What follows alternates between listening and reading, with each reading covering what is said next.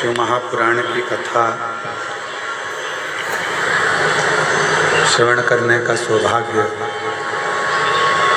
बाबा देवाधिदेव महादेव भगवान शिव की कृपा से, करुणा से माँ दंतेश्वरी के इस पवित्र पावन क्षेत्र पंडाल की आवाज खोलिए। पंडाल की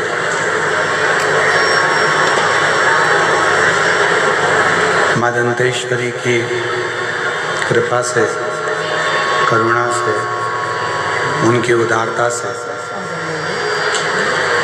पवित्र पावन क्षेत्र दंतेवाड़ा के इस पवित्र गिदम क्षेत्र में आवाज नहीं है। पंडालों में गिदम क्षेत्र में शिव महापुराण की पवित्र कथा श्रवण करने का सौभाग्य बाबा देवाधिदेव महादेव की कृपा से आप और हम सभी को प्राप्त हुआ है। बड़े भाग्यशाली हैं सभी गिदम क्षेत्रवासी, बस्तर के सभी रहवासी जो इस पवित्र पावन शिव महापुराण की कथा को श्रवण कर रहे हैं। कथा के मुख्य यजमान में स्वर्गीय श्री अविनाश तिवारी जी, स्वर्गीय प्रमीला जी, स्वर्गीय अश्वजीत तिवारी जी की स्मृति में श्री विजय प्रसाद तिवारी जी, श्रीमती, एकदम रूखी आवाज़ जा रही है, गला पर पकड़ रहा है, श्री विजय प्रसाद तिवारी जी, श्रीमती कमला तिवारी जी, श्री अभिलाष तिवारी जी, श्रीमती श्यामा तिवारी जी, श्री अभिनव तिवारी जी, श्रीमती शुभांगी तिवारी जी, श्री सुशील तिवारी जी, श्रीमती अरुणा तिवारी जी, श्रीमती अनुनह तिवारी जी, श्री अभिजीत जी तिवारी जी, गिदम छत्तीसगढ़ से। एक बार सभी यजमान परिवार के लिए जोरदार ताली बजाकर उनका स्वागत, वंदन, अभिनंदन, जिन्होंने इस पवित्र पावन शिव महापुराण की कथा को श्रवण कराकर लाभान्वित किया। कथा मंडप में विराजमान स्वामी श्री विशुद्धानंद जी महाराज जी, शिवानंद आश्रम, गुमरगुंडा, दंतेवाड़ा, श्री विधायक महोदय श्री चेतराम अटामी जी, विधानसभा दंतेवाड़ा विधायक महोदय छत्तीसगढ़। एक बार इनके लिए भी जोरदार ताली बजाकर स्वागत, अभिनंदन, जिनकी अथक प्रयास और बहुत अथक प्रयास से ये पवित्र पावन शिव महापुराण की कथा श्रवण करने का सौभाग्य आप और हमको प्राप्त हुआ है। पंडाल में आवाज नहीं आ रही है, पंडाल में आवाज नहीं जा रही है। भगवान शिव ओगड़दानी, त्रिकालदर्शी, कैलाशी, अविनाशी भगवान देवाधिदेव महादेव जो संपूर्ण विश्व का कल्याण करने वाले हैं, संपूर्ण जगत का उद्धार करने वाले हैं। पंडाल में आवाज नहीं जा रही है।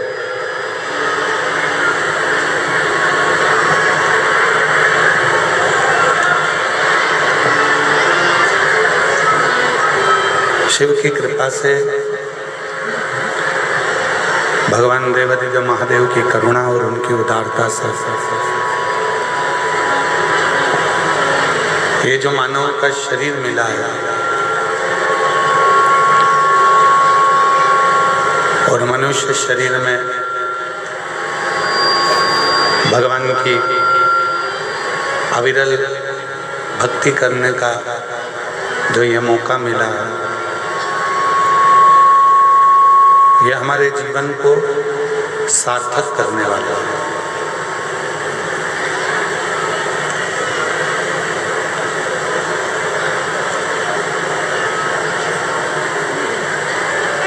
कथा मंडप में ही जिन्होंने पूर्व में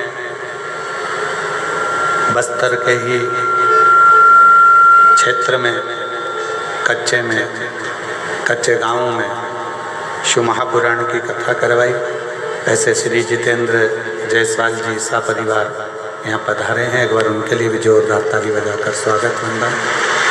और उनके सुपुत्र मयंक जी भी यहाँ आए हैं, उसके लिए साधुता।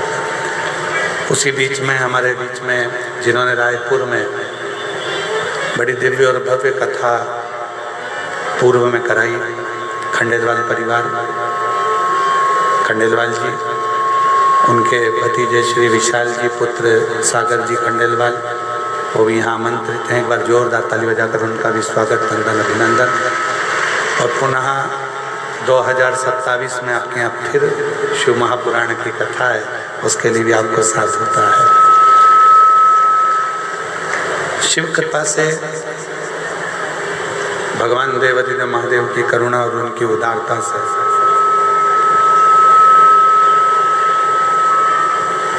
ये मानव का जो शरीर है, मानव की जो देह है, ये उसकी कृपा से और उसकी उदारता से आपको प्राप्त हो।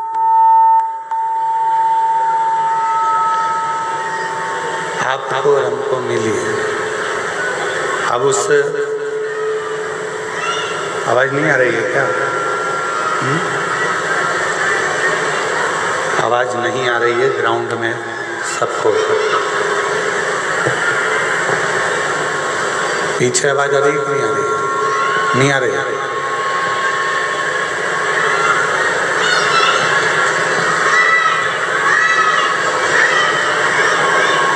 एक तो बड़ी मुश्किल से मानव का ये शरीर, मानव की देह आप और हमको प्राप्त होती है। और उस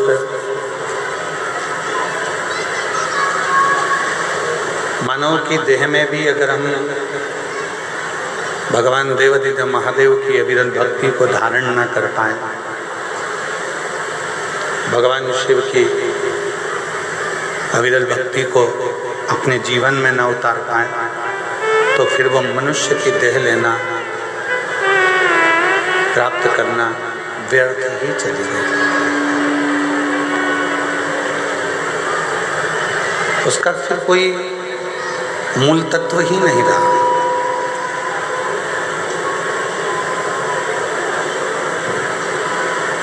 देखिए, 83,99,999 योनियां काटने के बाद ये 84,00,000वें नंबर की योनि मानव की प्राप्त हुई,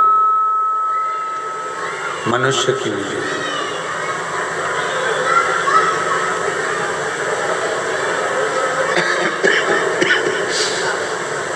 और बड़ी मुश्किल से प्राप्त हुई।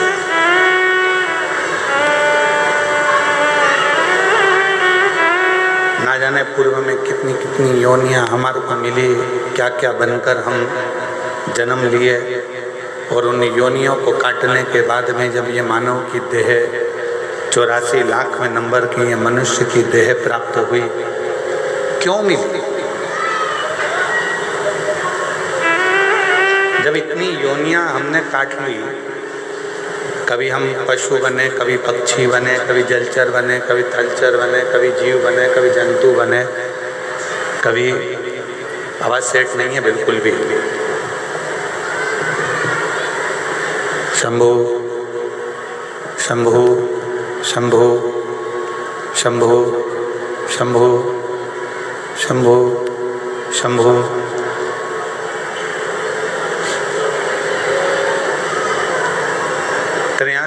84,9999 योनियाँ जब हमने पूरी काट ली और 84,00,000वें नंबर की योनि आपको और हमको प्राप्त हुई।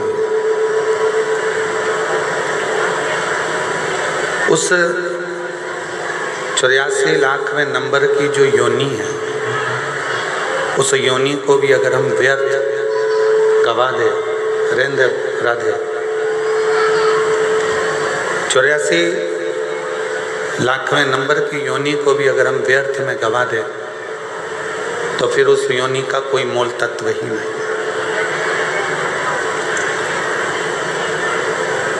ना जाने कितने कितने हमने पूर्व में कोई पुण्य करे होंगे, सत्कर्म करे होंगे, अच्छे कर्म करे होंगे,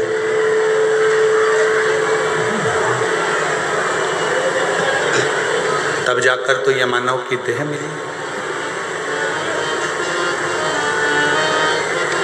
और मान लो उस मानव की देह को फिर हम गवा दे, व्यर्थ निकाल दें,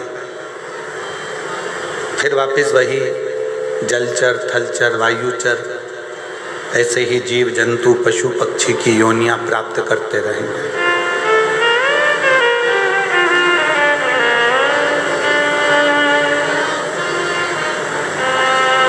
33 कोटि देवताओं में केवल एक देव है, देवादिदेव महादेव, भगवान शिव, त्रिकालदर्शी, कैलाशी, अविनाशी शंकर।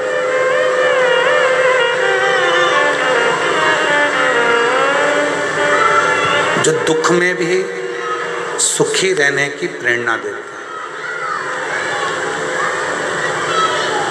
तकलीफ जिंदगी में कितनी भी रहे उसमें खुश रहने की प्रेरणा यदि कोई देते हैं तो वह देवादिदेव महादेव देते हैं। कंठ में विष भरा हुआ है तो भी उनके चेहरे पर प्रसन्नता।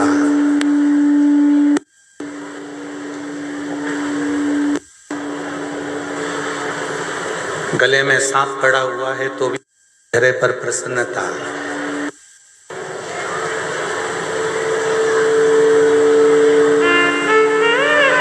राधे तुम सेट करो थोड़ा।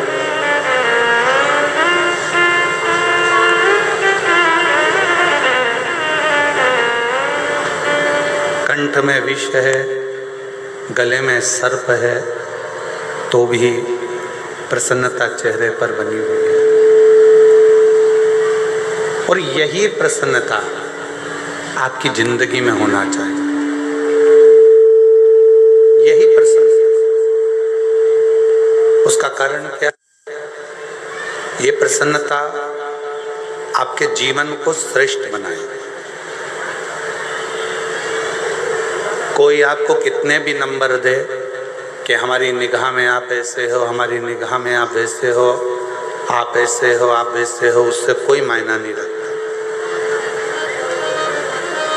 कोई आपको चोर कह दे, कोई आपको साहूकार कह दे, वो भी मायना नहीं रखता। कोई आपको ताना दे दे, गाली दे दे, आड़ा टेढ़ा बोल दे, वो भी मायना नहीं रखता। मायना क्या रखता है कि आप अपनी निगाह में अपने आप को क्या समझते हैं।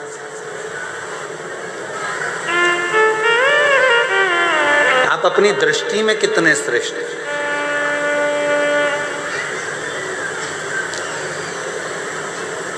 अच्छाई अपनी कंपनी का माल है, सत्यता अपनी फैक्ट्री का माल है।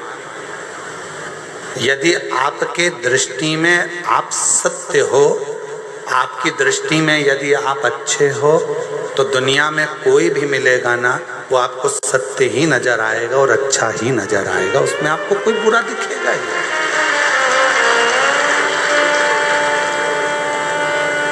फिर उसमें कोई आपको बुरा नजर नहीं आएगा, आपको उसमें सब अच्छे ही दिखेंगे। उसमें कोई बुराई आप देख भी नहीं पाओगे। बुरा जो देखन में चला और बुरा न मिलिया कोई। फिर संसार में बुरा कौन है?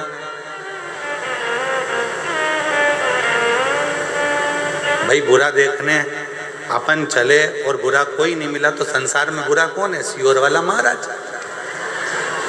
बुरा है कौन? हम बुरा देखेंगे तो हमको बुरा नजर आएगा, हम अच्छा देखेंगे तो हमको अच्छा नजर आएगा। हमने एक बात कच्चे की कथा में, जितेंद्र जी जायसवाल जी बैठे हैं, हमने कच्चे की कथा में एक बात कही थी आप लोगों को, आपके स्मरण में होगा। जितेंद्र जी, हमने वहाँ कहा था कि मोबाइल पर किसी की बुराई करना प्रारंभ कर दो तो ढेर सारे कमेंट्स आना प्रारंभ हो जाते हैं और ढेर सारे लोग कमेंट्स बुराइयों के करना चालू कर देते हैं। फिर हमने कच्चे की कथा में कहा था कि किसी की अच्छाई करना प्रारंभ कर दो, बड़ाई करना प्रारंभ कर दो तो मैसेज बहुत कम आएंगे, कमेंट्स बहुत कम आएंगे। ये दुनिया की रीति है बेटी, ये दुनिया की रीत है। अच्छा संसार का व्यक्ति पचा नहीं पाता, इसलिए उसका एक काम रहता है कि कोई एक निंदा कर दे, उस निंदा पर हमें कमेंट्स करना है, उस निंदा को और आगे बढ़ाना है, उस निंदा को लेकर हमें चार चांद लगाना है। निंदा कर कर कर, निंदा कर कर कर।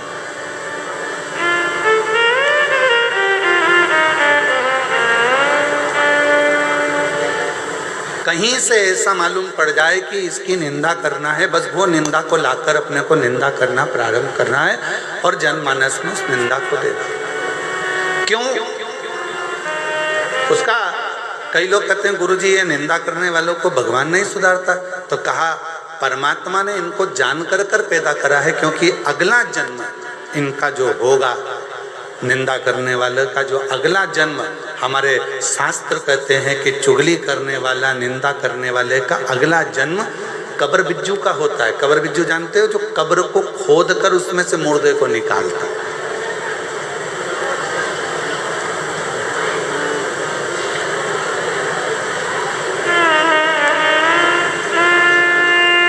कोई श्रेष्ठ कर्म करा जाए।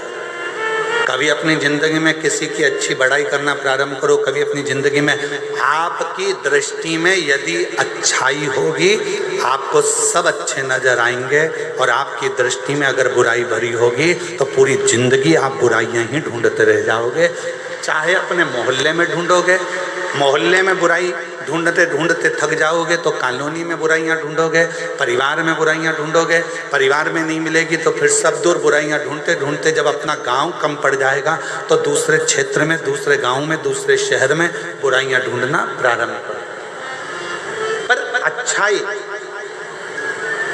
आपके पास में ग्रहण नहीं करता। महाराज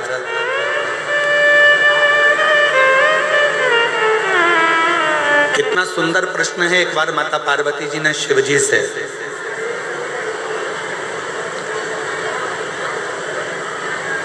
मां गंगा के घाट पर एक प्रश्न किया।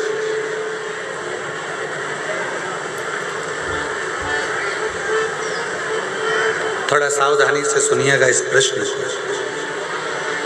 पार्वती जी भगवान शिव से एक प्रश्न कर रही हैं गंगा जी के घाट पर।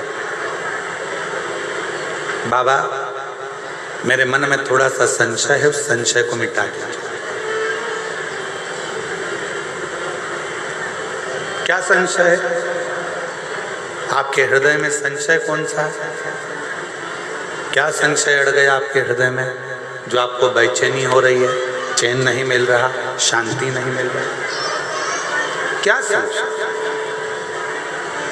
तो कहा बाबा मेरे मन में एक संशय है, अगर किसी भक्त को आपसे मिलना हो तो किस जगह पर जाकर वो मिल सकता है? कौन सी जगह ऐसी है जहां भक्त भगवान से मिल जाए, जहां भक्त भगवान से मिले?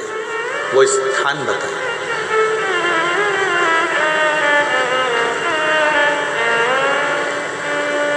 जैसे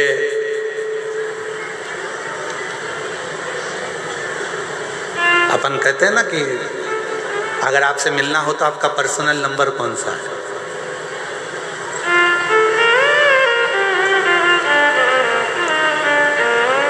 हमें अगर फोन करना है तो आपका पर्सनल नंबर कौन सा हो सकता है? तिवारी जी, विजय प्रसाद तिवारी जी, आपका पर्सनल नंबर कौन सा है? नंबर ही नहीं है तो जो साथ रहते हैं उनका तो होगा। शंभू बड़े सरल है, बड़े साथ। तो कहते हैं किसी से अगर मिलना हो तो उसका पर्सनल नंबर पूछा जाता है कि आपका पर्सनल नंबर कौन सा है। अगर हमें बात करना हो, बहुत जरूरी बात हो, तो आपका नंबर मिल सकता है, प्राप्त हो सकता है। ये बॉटल बांटने वाले भैयाओं से मेरा एक निवेदन है कि पीछे जो लोग धूप में बैठे हैं, मेरी जीजियों, आप लोग तो पानी की बोतल साथ लाए हो ना, बोलो तो जम के। तो जो पीछे धूप में बैठे हैं उनसे निवेदन है कि यहाँ बाटल ना देकर जो वनवासी आदिवासी क्षेत्र के मेरे बहन भाई धूप में बैठे हुए हैं, आप उनको बाटल दीजिए पानी की और उनको प्रदान करें।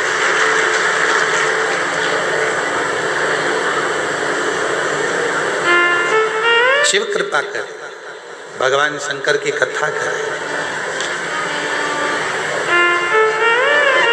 तो पार्वती जी ने शिव जी से पूछा कि कोई भक्त आपसे मिलना चाहता है और उसको मिलना है तो आप हमेशा किस जगह मिल सकते हैं,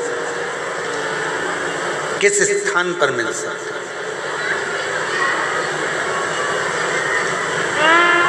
कोई पर्सनल नंबर आपका दीजिए जिससे हम बात कर सकें। तो क्या वो कौन सी जगह है, कौन सा स्थान है जहां शिव तुरंत मिल सकते हैं? फिर पार्वती जी ने कहा कि आप कैलाश पर मिल सकते हो।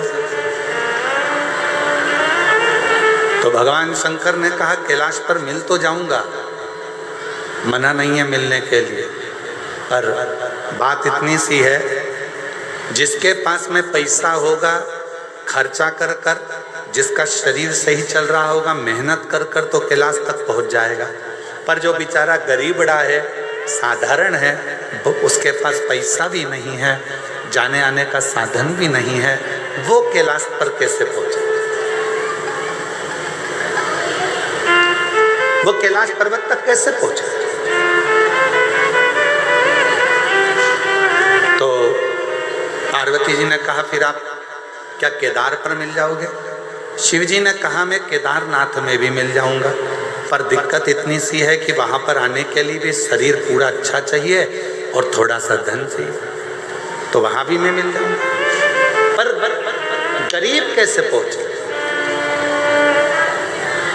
ये जो अपना वन नहीं छोड़ सकते, ये अपना आदिवासी वनवासी क्षेत्र के जो भक्त हैं, आदिवासी वनवासी क्षेत्र के जो मेरी बहन हैं, आदिवासी वनवासी क्षेत्र के मेरे जो जीजा हैं, जो मेरी बेटियां हैं, बेटे हैं, जो मेरे बुजुर्ग माँ बाप हैं, वो अपना वन नहीं छोड़ सकते, जो अपना जंगल नहीं छोड़ सकते, वो आपसे कैसे मिले? फिर वो केदारनाथ भी नहीं जा सकते, वो कैलाश धाम भी नहीं जा सकते, वो विश्वनाथ भी नहीं जा सकते, वो सोमनाथ भी नहीं जा सकते, वो अमरनाथ भी नहीं जा सकते। तो इनके लिए कोई सरल साधन बता दो कि प्रभु मैं आपसे पूछना चाहती हूँ, कोई ऐसा नंबर बता दो जिससे तुरंत इनसे मिलना हो जाए, आपसे मिलना हो जाए।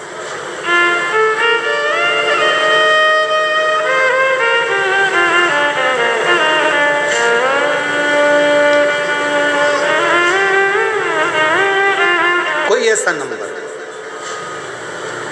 महाराज?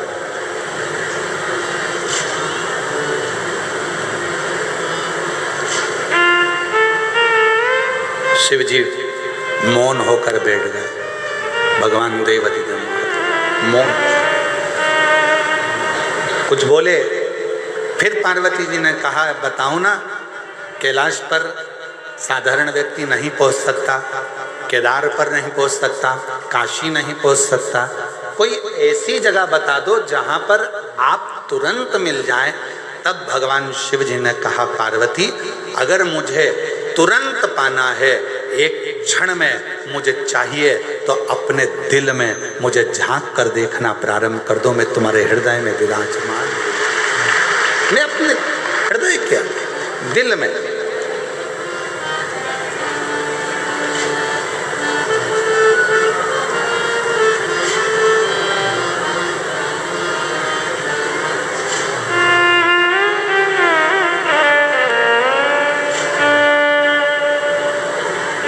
बस वही। और मुझे एक जरूरी काम भोला का,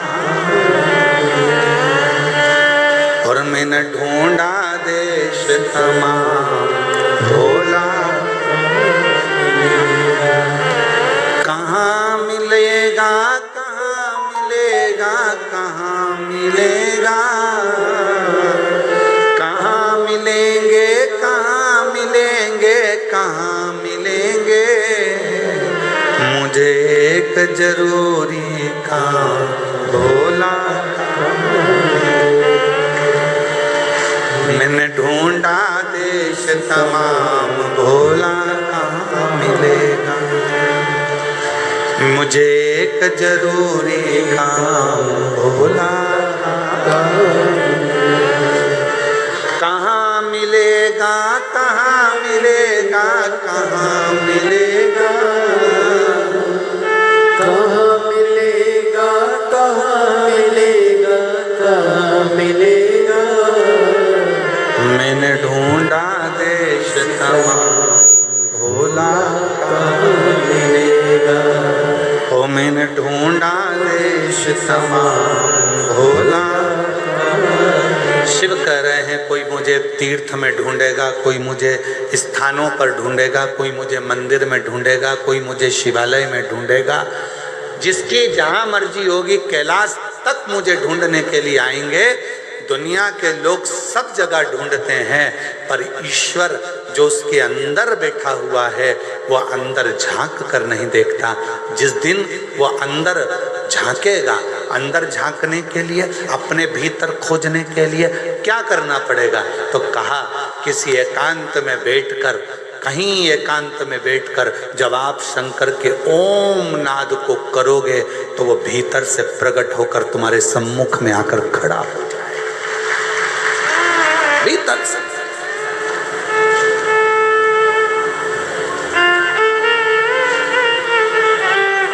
आज हम शिवानंद आश्रम गए थे,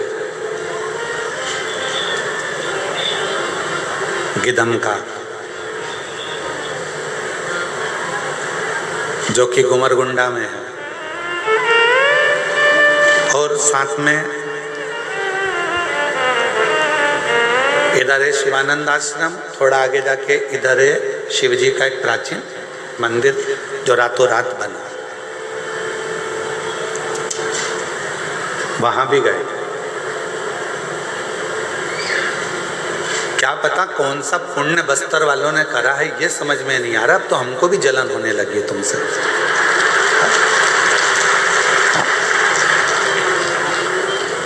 ना जाने कौन सा पुण्य करा। इतने सुंदर सुंदर शंकर के शिवलिंग, इतने सुंदर सुंदर मंदिर, और आश्चर्य है।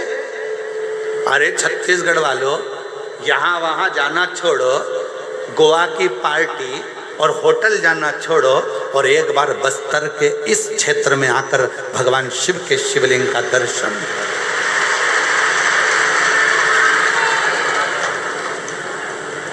शिवलिंग का दर्शन।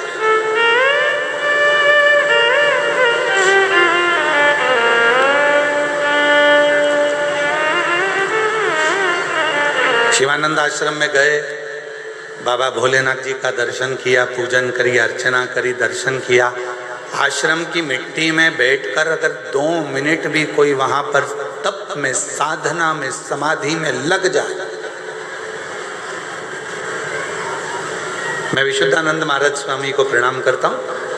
महाराज जी अगर उस भूमि पर अगर कोई सच्चा संत अगर बैठ जाए ना, तो 2-4 दिन तो उठना मुश्किल है महाराज। 2-4 दिन तक उठ नहीं सकता, ये पक्का। दिल लूट लिया वो भूमि ने, जहां पर संत इतनी साधना, संत साधना। और अगर महाराज जी सरकार अगर परमिशन देगी, कभी योग लग गया तो शिवानंद आश्रम के अंदर ही रहकर बिना पंडाल के केवल माइक लगाकर जो भी आदिवासी वनवासी होंगे उनको कथा सुनाने का प्रयास करो। वहां पंडाल नहीं लगाऊंगा, बिना पंडाल के जहां जिसको जगह मिल जाए वो वहां बैठ जाना और अपनी कथा का रस तत्व ग्रहण करना। कभी अगर प्रशासन अनुमति देगा तब बाबा की,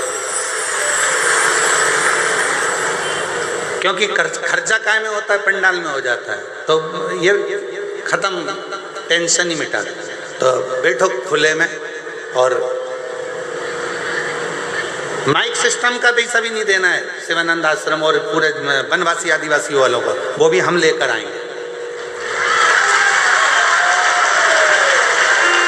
और वनवासी आदिवासी एक और चीज याद रखें, शिवानंद आश्रम का अपन को एक चावल का दाना नहीं खाना है, वो भी हम सीहोर से बांध कर लाएंगे सबको खिलाने के लिए, वो भी सीहोर से लाएंगे। पर शर्त एक ही है, तुम्हें बनाना है, हमको खिलाना है,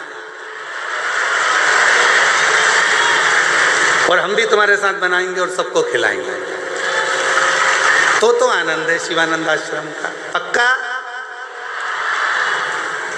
अरे बोलो तो जम के, पक्का? बस तो फिर कहाँ है तिवारी जी, कहाँ गए? जरा ढूंढे तो, हटो जरा, हटो। तिवारी जी कहाँ है? जरा खड़े हो जाओ। तुम्हारे बेटे कहाँ गए? वो दिख नहीं रहे। और तुम्हारी समिति के सदस्य कहाँ है? जरा 4-5 कहाँ है समिति के सदस्य? 4-5-6, हाँ, सब खड़े हो जरा। कहाँ है समिति वाले? कहाँ है?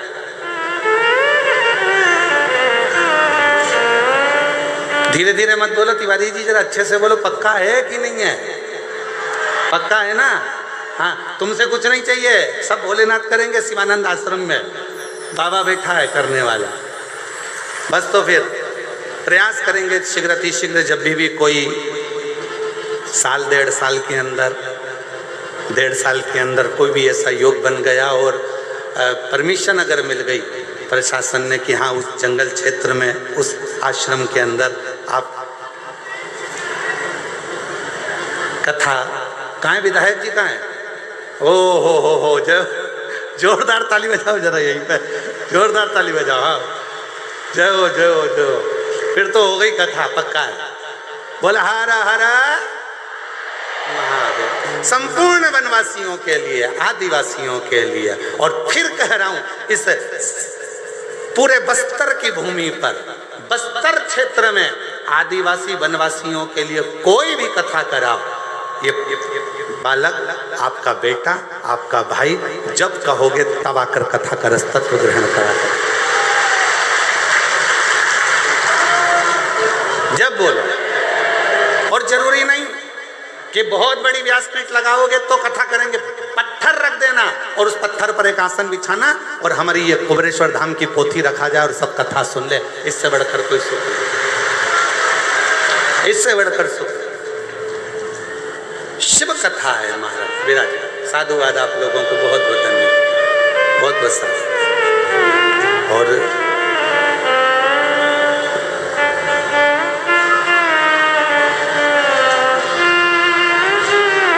महाराज,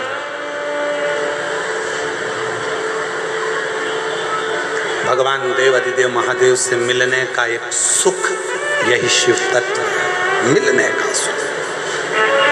बाबा देव अधिदेव महादेव से कितना सुंदर, आप जाकर दर्शन करिए। पूरे क्षेत्र में, पूरे बस्तर क्षेत्र में, दंतेवाड़ा के आसपास का जितना क्षेत्र है, पूरे क्षेत्र में घूमकर देखिए। हर मिट्टी के अंदर से, खेत के अंदर से शंकर का शिवलिंग प्रकट होता रहता है, हर मिट्टी में से। हर महाराज, ये मेरे देव अधिदेव महादेव, मेरे भगवान शंकर की उदारता, शिव की कृपा।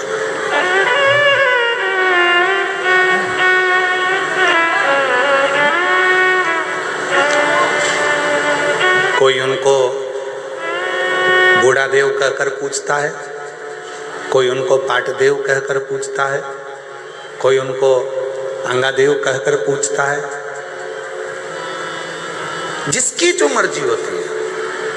कोई उनको भैरम देव कहकर पूछता है, कोई उनको भंगाराम कहकर पूछता है, कोई उनको बूढ़ा देव कहकर पूछता है। जिसकी जो मर्जी हो, भगवान देवाधिदेव महादेव को वो उस रूप में पूछता है, उस रूप। बस आपका विश्वास, आपकी दृढ़ता और आपकी भक्ति शिव के करीब में जाए, ये मिलता है।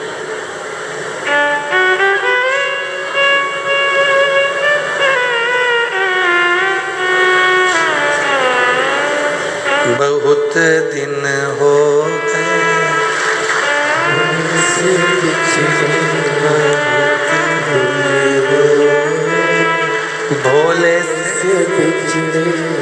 भोले से बिछड़े महादेव से बिछड़े, भोले से बिछड़े महादेव से बिछड़े। और वास्तवता है, बिल्कुल सत्य है। भजन यहीं पर बना, यहीं पर गाया पहली बार। और इस जगह पर भजन इसलिए बना क्योंकि यहाँ शिवजी इतने समय से विराजमान थे। बहुत दिन हो गए भोले से बिछड़े, बहुत दिन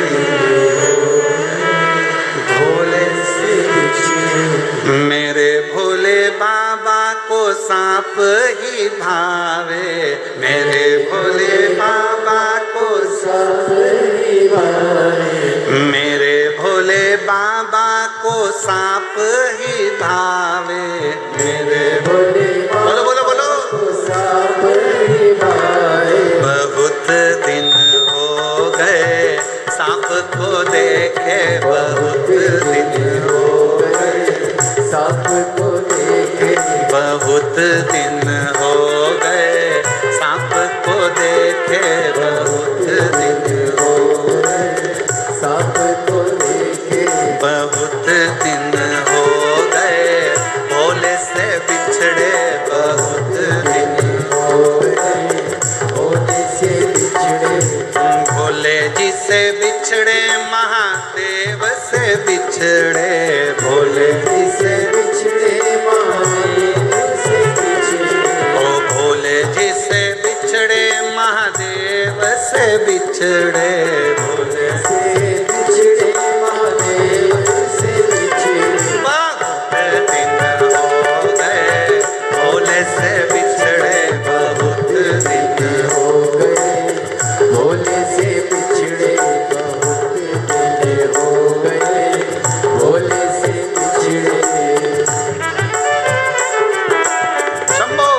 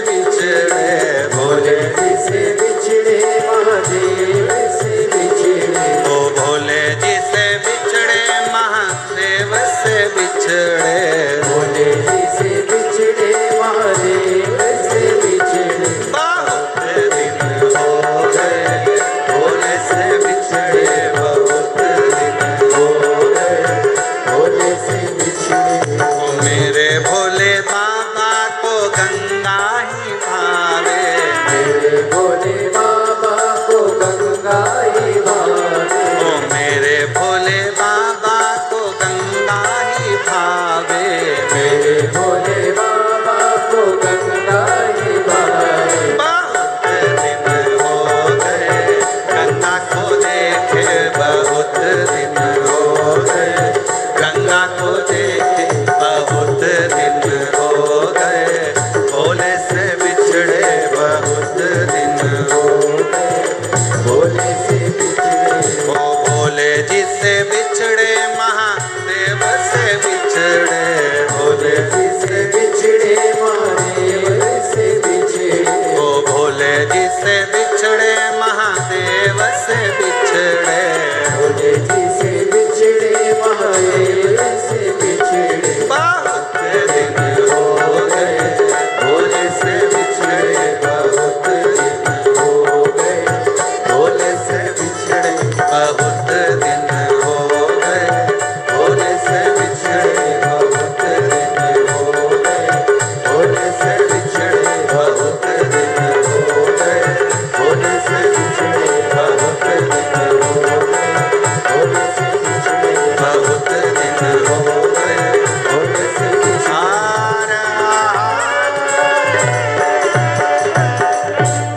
अपने स्थान पर बैठकर भगवान देवज्ञ महादेव से प्रार्थना करिए, विनय करिए।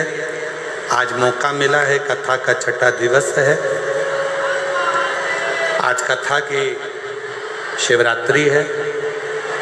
कल कथा सुबह 8 बजे से 11 बजे तक होगी और टीवी पर आस्था चैनल पर वही 2 बजे से 5 बजे तक आएगा। फिर कथा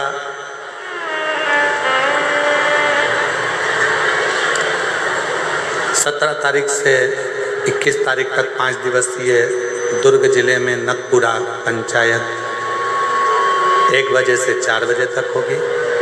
फिर 24 तारीख से 28 दिसंबर तक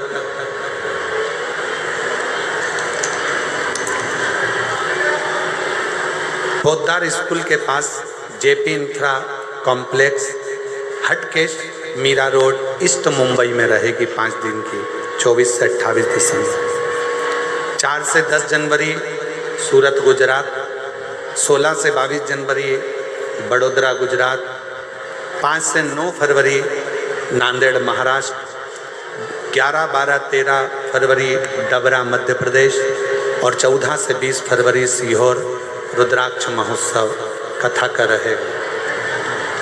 बड़े भाव से आप और हम भगवान देवदिव्य महादेव से प्रार्थना करें, अपने अपने मन की भाव।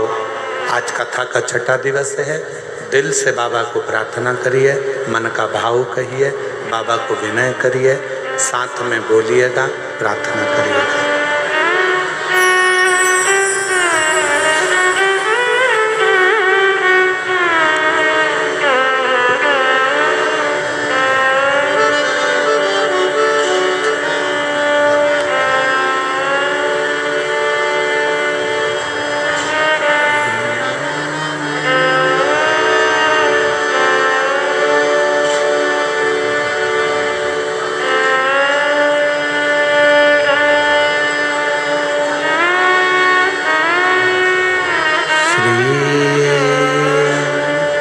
शिवाय नमस्तुभ्यं, श्री शिवाय नमस्तुभ्यं, श्री शिवाय नमस्तुभ्यं, श्री शिवाय नमस्तुभ्यं, श्री शिवाय नमस्तुभ्यं।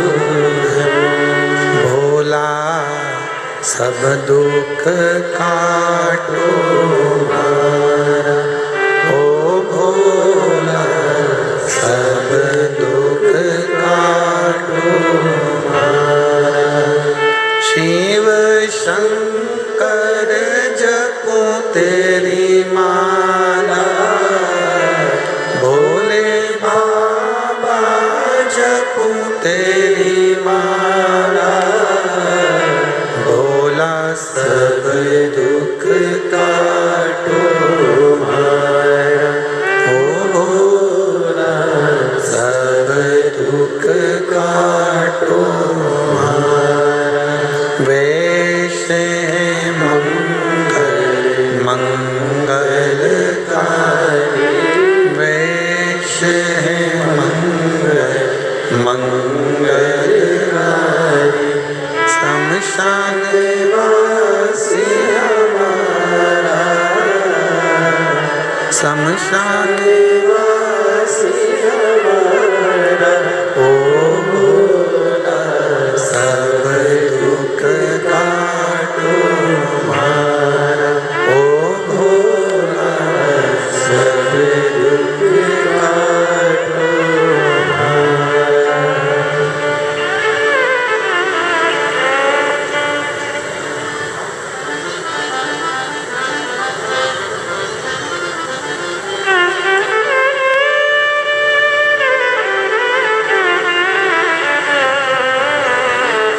बाबा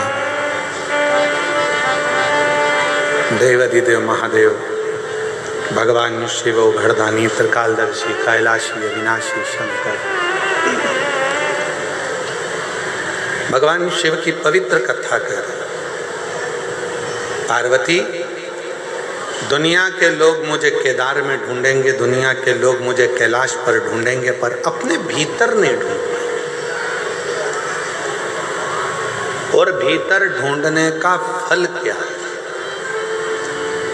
तारकासुर की कथा कहता है, ब्रह्मा जी ने वर मांगने को कहा तारकासुर से कि तू वर मांग ले, और तारकासुर वर मांगता है कि अगर मेरे प्राण छूटे तो शिव जी के पुत्र के द्वारा छूटे।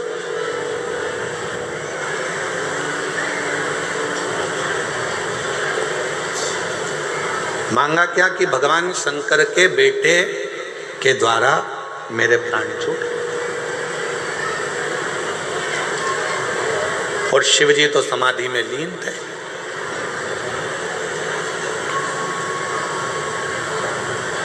क्यों? क्योंकि सती माता ने अपने प्राणों को त्याग दिया था।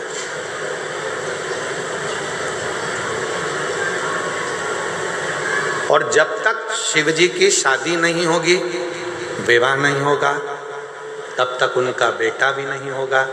और तारकासुर शंकर भगवान का इतना बड़ा उपासक था, शिव की इतनी भक्ति करता था तारकासुर कि शिव जी को अकेले नहीं देखना पसंद था। वो सोचता था माँ इनके साथ में रहे, या तो माता सती इनके साथ रहे, या इनकी अर्धांगिनी इनके साथ में रहे तो मुझे। पर अब सती मैया तो जलकर भस्म हो गई।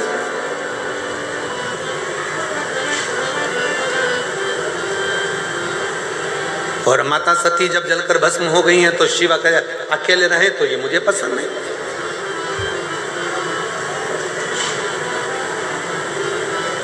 भगवान को अकेले कैसे रहे? तारकासुर ने ब्रह्मा जी से वर मांग लिया, वर। और हुआ, माँ जगतजननी पार्वती जी के साथ भगवान देवाधिदेव महादेव का मंगल विवाह पक्का हुआ। शिव जी के साथ में माँ जगतजननी पार्वती जी का विवाह हो गया। जब भगवान शंकर के तेज पुंज को ले जाकर अग्निदेव ने स्वयं गंगा जी के जल में दिया, और गंगा जी की जल से 6 पुत्र ने जन्म लिया। कृतिकाओं ने वो 6 पुत्रों को एक कर दिया, तो धड़ तो एक हो गया शरीर, पर मुख 6 हो गए। कृतिकाओं ने उसका सुंदर स्वरूप देखा तो उस बालक का नाम कार्तिकेय रख दिया। और जब कार्तिकेय तारकासुर का संहार करने के लिए गए तो माँ जगत जननी पार्वती जी देख रही थी।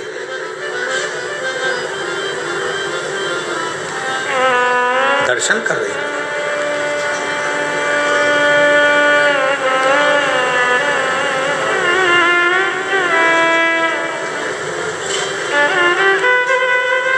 रोका कार्तिकेय को, रुको जरा कार्तिकेय। षडानंद कार्तिकेय ने कहा, माँ क्या बात है, मुझे क्यों रोक रही हो, क्या बात है, क्या हुआ?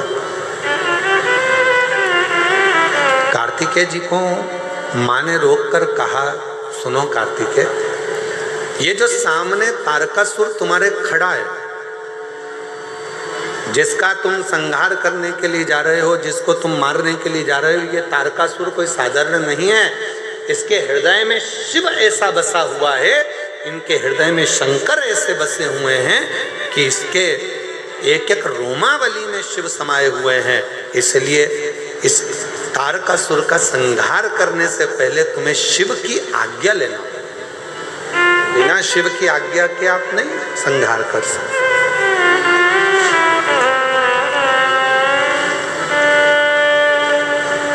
कितना भी प्रयास कर लेना,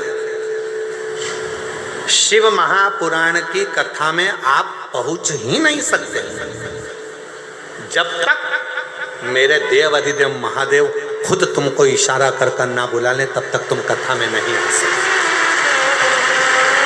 आप नहीं पहुंच पाएगा। मेहमान आ जाएंगे, रिश्तेदार आ जाएंगे, नातेदार आ जाएंगे, कुटुंब आ जाएगा, कुबीला आ जाएगा, कोई ना कोई आ जाएगा।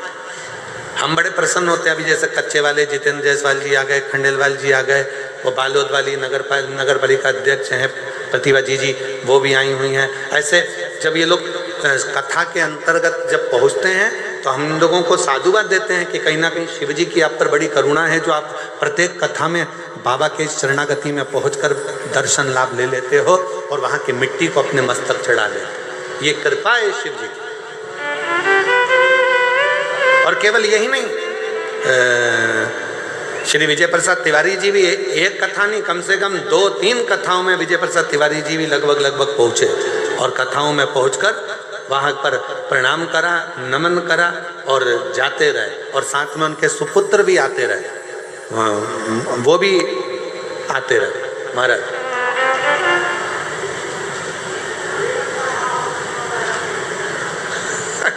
बाबा कराएगा, शिव जी की कृपा होगी, शंभु। तो ये भी आते रहे। तो जब तक उसकी कृपा ना हो, जब तक वो करुणा ना करे, जब तक वो दया ना करे, तब तक दुनिया का कोई व्यक्ति शिव महापुराण की कथा में पहुंच ही नहीं सकता। सभी कथाओं में जाना सरल है। श्रीमद् भागवत कथा में पहुंच जाओगे, श्री रामचरितमानस में पहुंच जाओगे, गीता जी में पहुंच जाओगे, विष्णु पुराण में पहुंच जाओगे, नर्मदा पुराण में पहुंच जाओगे, अग्नि पुराण में पहुंच जाओगे, लिंग पुराण में पहुंच जाओगे, नारद पुराण में पहुंच जाओगे, भविष्य पुराण में पहुंच जाओगे, नरसिंह पुराण में पहुंच जाओगे, नारद पुराण, आदि कादिक पद्म पुराण, जितनी पुराणे हैं सारी पुराण में जाना सरल है और शिव महापुराण में जाना कठिन है। क्यों? क्योंकि ये वो पुराण है, शंकर भगवान उसी को कथा में बुलाते हैं जिसको शंकर भगवान को देना होता है, वरना बुलाते ही नहीं।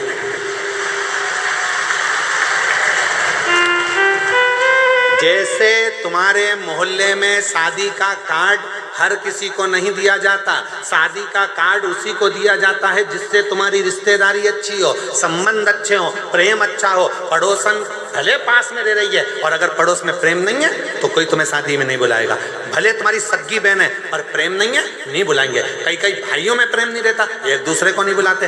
प्रेम होगा तो बुलाएंगे और उसी को बुलाया जाता है। जितनी बहन बेटियों को शादी में बुलाया जाता है, उतनी बहन बेटियों को साड़ी देकर विदा, बोलो सही है कि साड़ी देके विदा करा जाता है। तो हम क्या बोलते हैं? मेरी जीजियों, मेरे जीजाओं। अर्थात इस कथा के मंडप में जितनी बेटियां आती हैं सब मेरे शंकर भगवान की बेटियां हैं। जब जाती हैं तो कुछ ना कुछ देकर भोले बाबा विदा करते हैं। और वो जो देता है वो दुनिया में कोई नहीं देता, जो वो देता है। एक माता जी ने लिखा पत्र में, मेरा नाम जयमनी ठाकुर, पति खतुम सिंह ठाकुर, जिला बस्तर के रहने वाले। कहीं बैठी हो ठाकुर? अगर बैठे हो तो हाथ हिलाइएगा। अगर कहीं बैठे हो। मेरा नाम जयमनी ठाकुर, पति खतु सिंह ठाकुर।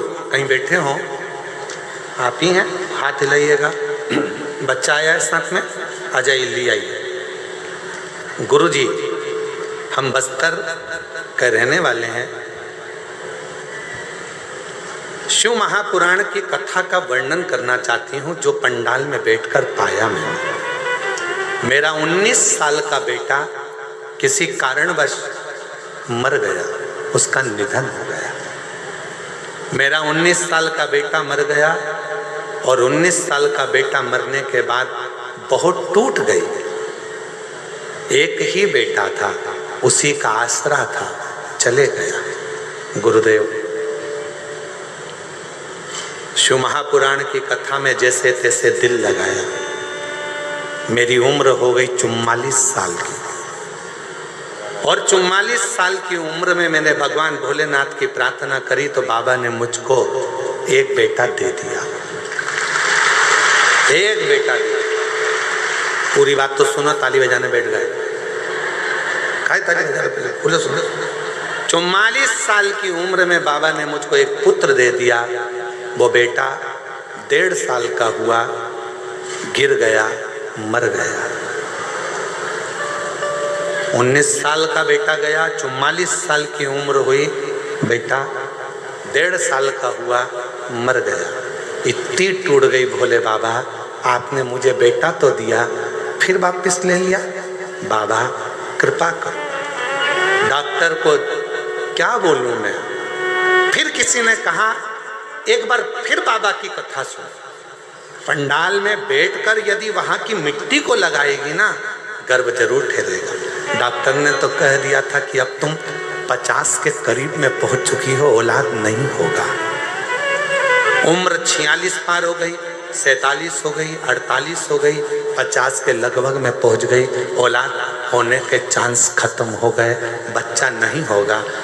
फिर मैंने कथा में सुना कि पंडाल में जाकर अगर मांगोगे, बैठ गई, कथा सुन ली तो बाबा देगा जरूर। और बाबा ने ऐसी कृपा कर दी गुरुदेव, मैं बाबा की कथा सुनने के लिए पंडाल में बैठ गई और पंडाल की मिट्टी को लगा कर गई।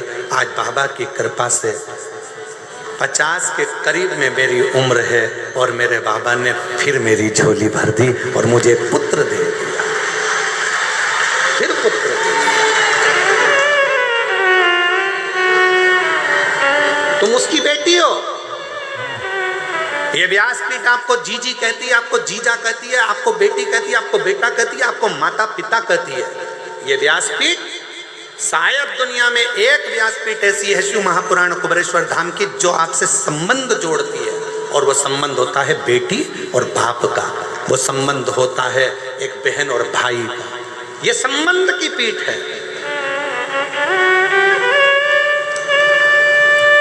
झारखंड में बाबा वैद्यनाथ जी विराजमान है, जिनको देवघर कहा जाता है। क्या कहते हैं उसको? देवघर। वहां देवघर कहलाता है, पर सीहोर का कुबेरेश्वर धाम देवघर नहीं, बाबा घर कहलाता है। वहां हमारे बाप का घर है, वहां बाबा घर है, हमारे पिता का घर है, वो मायका है हमारा। आप आते हो, कथा के पंडाल में बैठ जाते हो, लोगों को लगता है कि कथा में सुनने के लिए नहीं, इतनी पुराने होती, इतने शास्त्र होते हैं, सुनने के लिए लोग वहां जाते हैं। शिव महापुराण की कथा में सुनने के लिए नहीं आते। शिव महापुराण की कथा में तो अपने बाप को अपना हाल कहने के लिए आते हैं कि पिताजी मुझे ये तकलीफ है, वो दुख मिटाए। 46 साल की उम्र से भी ज़्यादा मेरी उम्र हो गई गुरुदेव, और बाबा ने ऐसी कृपा कर दी कि सोचा नहीं था। डॉक्टरों ने मना कर दिया था कि तुम कभी माँ नहीं बन सकती, और बाबा ने मुझे मेरी गोद में बेटा दे दिया। जोरदार अब ताली बजा। अब शादी हुआ है।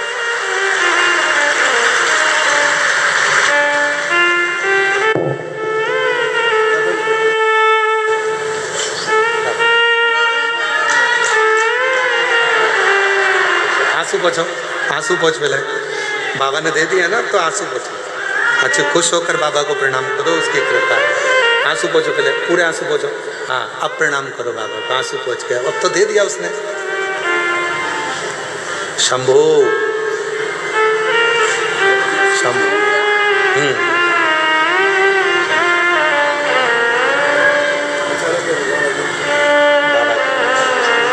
शंभो ले बेटा।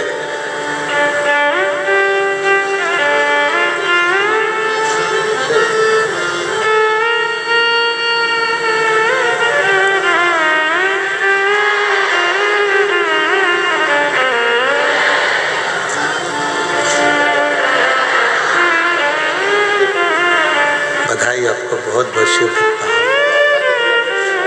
नहीं, हमारा नहीं, बाबा को। बाबा को साधुवाद दो, बधाई उसको दो।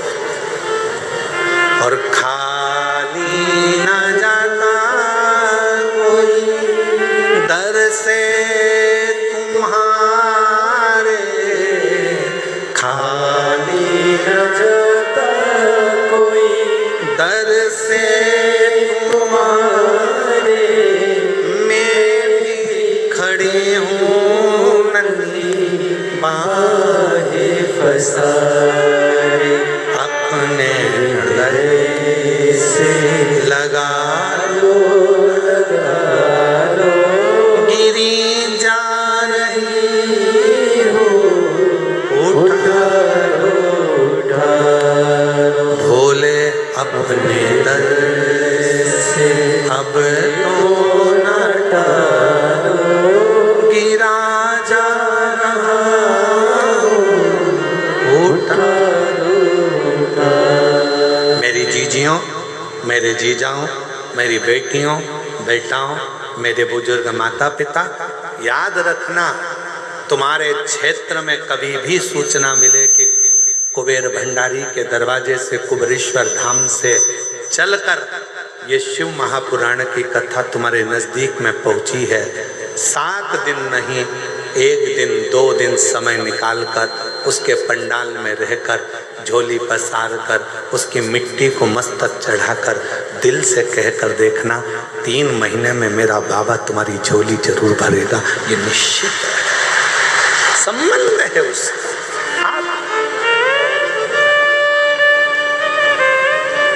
वो भैया कह रहे हैं हमको भरोसा नहीं था, 50 के करीब में उम्र हो रही है, डॉक्टर मना कर दिया था कि अब तुम मां नहीं बन सकते। और आप मेरी जीजियां यहाँ बैठी हैं, ईमानदारी से बोलना, क्या 50 साल की उम्र में संतान का योग बनना सरल हो सकता है? तुम अपने मन पर हाथ लगाकर विचार कर सोचना, क्या हो सकता है? पर विधि के विधान को भी जो पलट दे, देवताओं का काम है भाग्य लिखना, और भाग्य को पलटने का काम है देवाधिदेव महादेव का, वो पलट कर रहे हैं।